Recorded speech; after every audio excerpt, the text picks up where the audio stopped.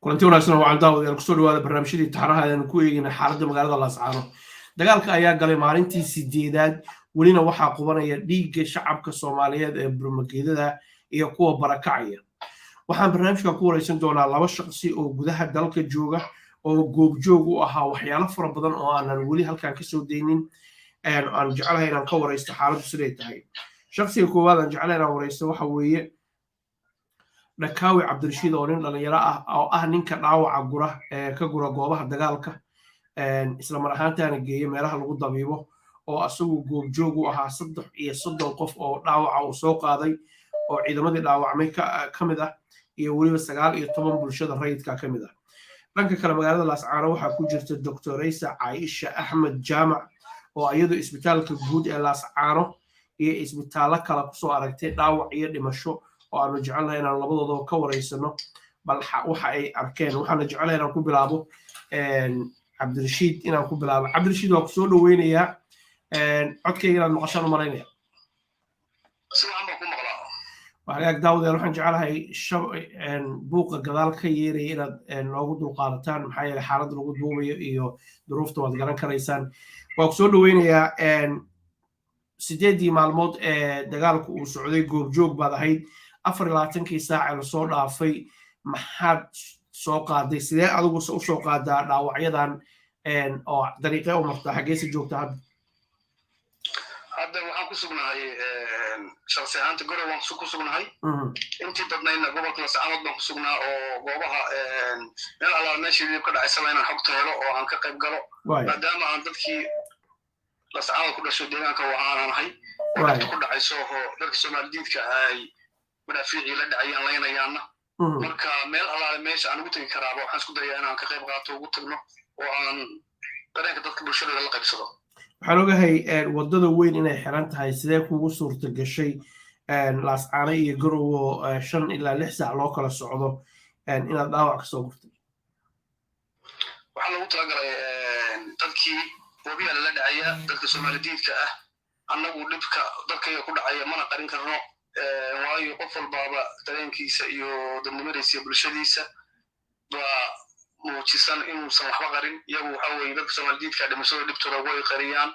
meel badan oo dhaawacooda iyo dhibkooda u yaalana way muuqanayeen marka waxay ii suurta gashay in aan halkaas soo marino malaamigii wadadii oo la marin lahaa bay xidheen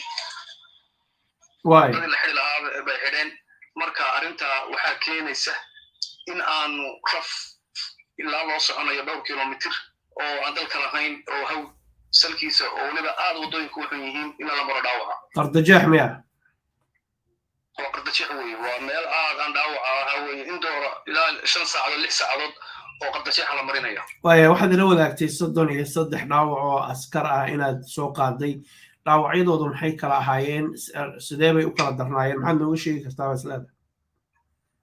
waxaan ka sheegi karaa qaar ay xangulaha goysay waxaan gulaha wax ka qaba oo diyaarad xamar la saaray waxaan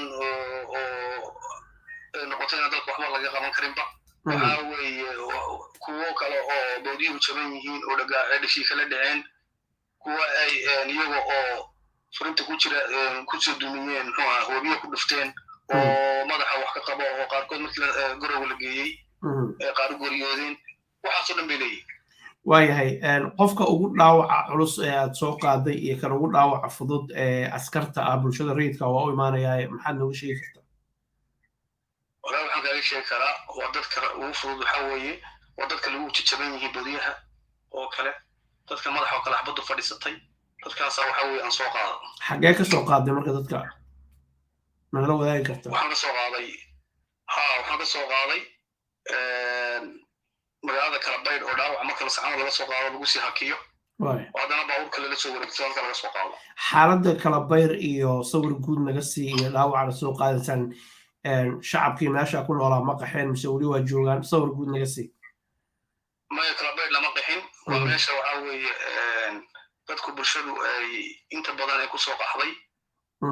wana meel hadda iyadu nabadgelyo ah marka hawda laga soo wareegaya duruuftu waxay noqotay halka la soo maro meel kale wado kale loo soo maraan jirin oo nimanka Soomaaliyeedka ba taagan oo islaamta ah halka igu yarahay waxaan u gudbiyaa magaalada Laascaano iyo Dr. Raysa Caaisha waxaa xusid mudan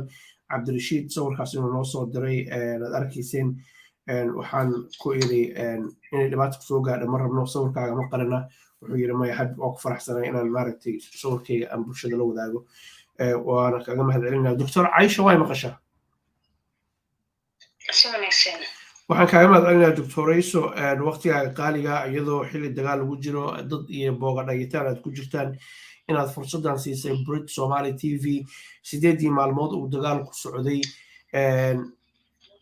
maxaad ka aragtay isbitaalada iyo dadka aad dabiibayseen gaar ahaan isbitaalka guud ee magaalada Laascaano soo dhawoola walaalo dhibaatooyin fara badan baa jira isbitaalada dhaawacyo yaala dhaawacyo la qaadi kari waayay baa jiray oo dhaawacyo culus fudud baa jira dhimashaa jirta dad waayeelo aad iyo aad waxaan ku uri laga soo rogayo gaariga laga soo rogayo gacanta lagu soo rogayaa jirta oo dhaawacyo isbitaalada yaala marka dhibaato aad u weyn ay jirta xaaladda markaas xaaladaha la daala dhacayseen gudaha isbitaalka markaad caawinayseen dadkaas soo dhaawacmay dhaawacyadoodu sidee bay ahaayeen ma waxay ahaayeen ciidamo dagaalka lagu soo dhaawacmay mise waa bulshada rayidka mise waa isku dhafan yihin walaal adoo maanta waxaaba horta way isku jireen oo rayidka waxaaba badnaabaad moodaysay rayidka oo dad hooyooyina la keenayay dad baa jiray yaryar caruur ahaa marka waxaaba aad moodaysaaba in ay badnaayeen dadka maalintii hore oo kale iyo dadka rayidka ahi inay badnaayeen waayahay markaad eegtid dadka rayidka ah dadkii ugu liitay xaaladoodu sidee bay ahayd isbitaalka ma yaalaan agabkii lagu dabiibayay dadkaas ee markaas xaaladooda lagula tacaalayay dadkii ugu liitayna bal noo sheeg agabka isbitaalka yaalana sawir guud ka bixi agabka lagu dabiibayay waxa weeyaan waa fiican yihiin oo maasha allah wala dadka waa loo shaqaynayay si fiican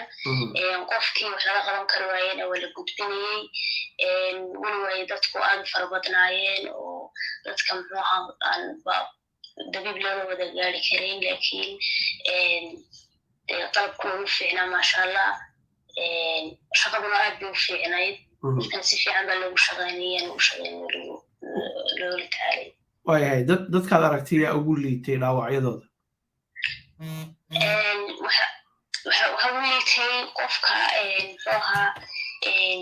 qofka madaxay kaga taalay oo madaxuga qubanayay maskaxduga qubanaysay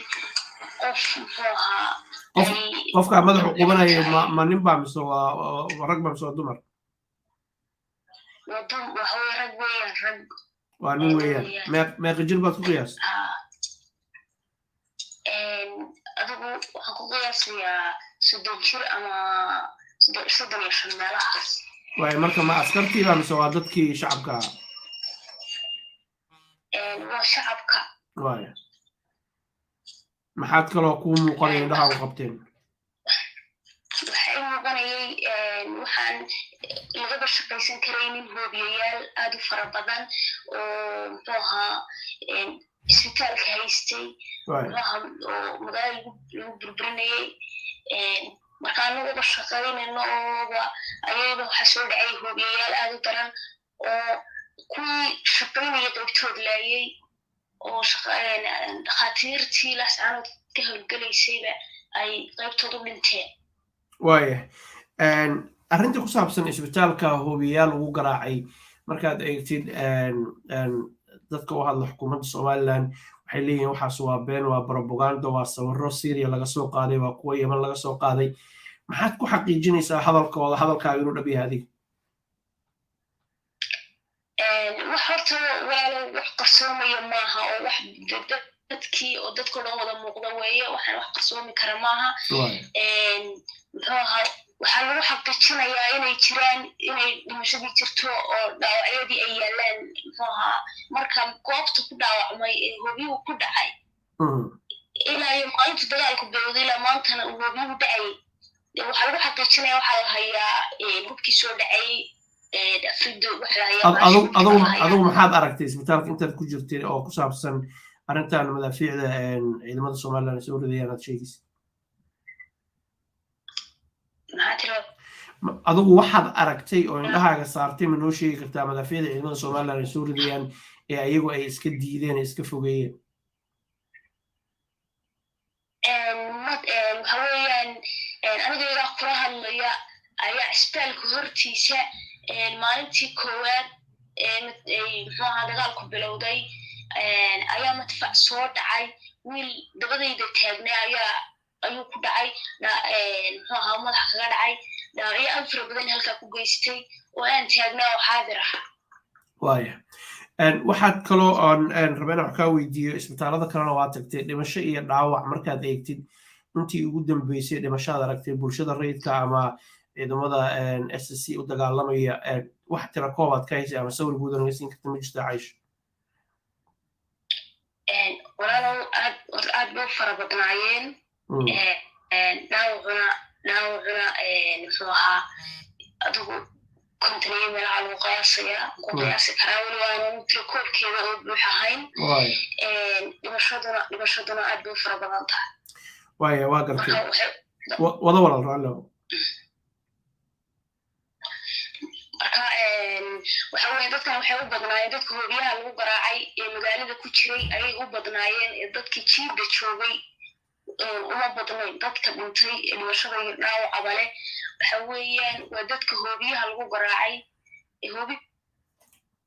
waaya ilaa iyo maantii dagaalku bilowday ilaa iyo maantana hoobiyaha lagu wado waayahay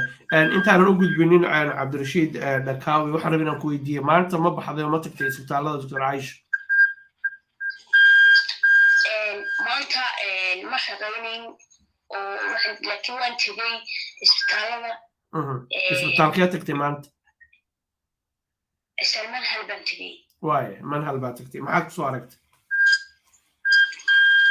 waxaan kusoo arkay laba nin oo meyda waaya marka ma ciidamadii SSC u dagaalamaya mise waa bulshada rayidka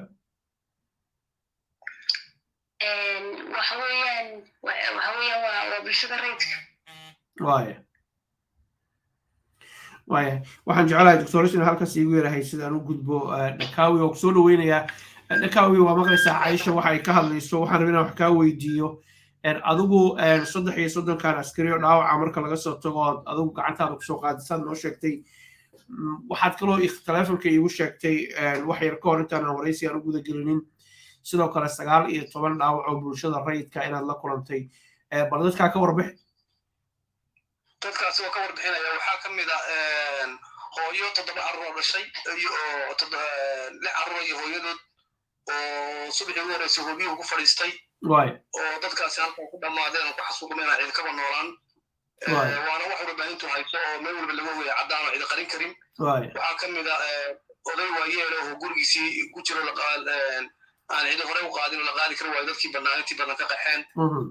isna waayeelo iyo iska joogaya meeshooda oo guriga hoobiyuhu ugu yimi oo ku dhintay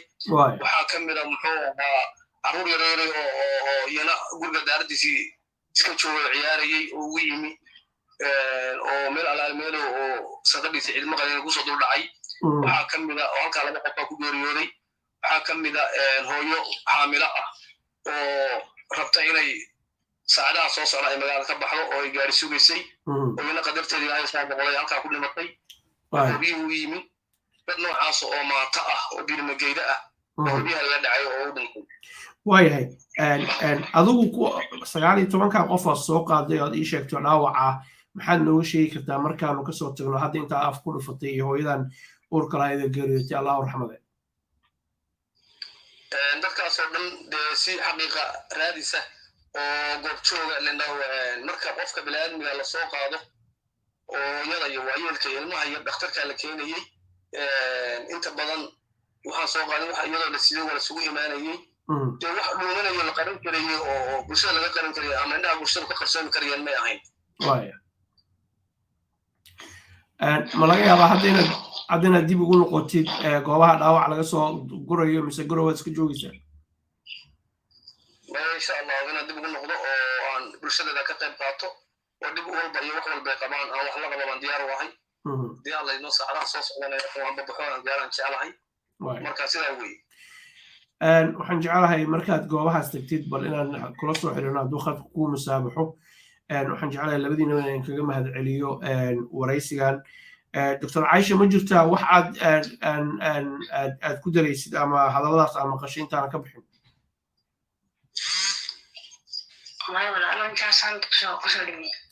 waagaag daawadayaal waxaan isku daynaa kale inaanu tagno isbitaalada qaarkood haday ahaan lahayn kuwa laascaano ku yaala iyo garowa kuwa ku yaalo dadka dhaawaca lagu soo gurayo si aanu xaaladooda wax ugu ogaano weli rasaastii ayaa dhacaysa saad maqlayseen maalintii 8 ayuu dagaalku galay shacab Soomaaliyeed ayaa u badan dadka barmageedada ah ee aan waxba galabsanin guryahoodii laga barakiciyay madaafiicdu habeen iyo maalin ay ku dhacayso waxaan isku daynaa dhinaca kale inaan maamulka Soomaaliland la hadalno oo eedeymahan loo soo jeedinayo aan wax ka weydiino ilaa ay haatan kuma aanan guuleysanin qof dowladda ka tirsan oo markaa hadli kara oo markaa codka dowladda ku hadlaya dad fara badan oo bulshada rayidka iyo dad siyaasiyiin oo xisbiye kale ka tirsan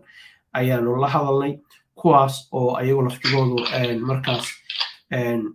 aan ogolayn inay marka codkooda la baahiyo ama magacooda la baahiyo laakiin ka xun dhibaatada dhacday iyo dhiigga shacabka Soomaaliyeed daadanaya eedaynta dowladda loo soo jeedinayo ayada ayaa laga rabaa inay ka garnoqdo intaanu kale dib u kulmi doono waxaan wareysanaynaa u mahad celinayaa Dhakaawi Cabdirashiid oo ah shakhsigan haatan idiin muuqda laba nin oo khamiisyo qaba weeyaan ninkan shaarka buluuga qaba sawirku asagoo soo daray weeye ama khamiiska buluuga qaba weeyaan qofka shamaahan dr caisha ayada laftigeeda u mahad celinayaa muuqaalka maanan haynin waxayna waan uga mahad celinaya labadoodaba daawadayaal muuqaalkan bulshada Soomaaliya la gaara inuu dhiigu joogsado xabadu joogsato shacabka Soomaaliya aysan barakicinin nabadda loo hiiliyo waa daruuri weeye intaanu dib ugu kulmi doono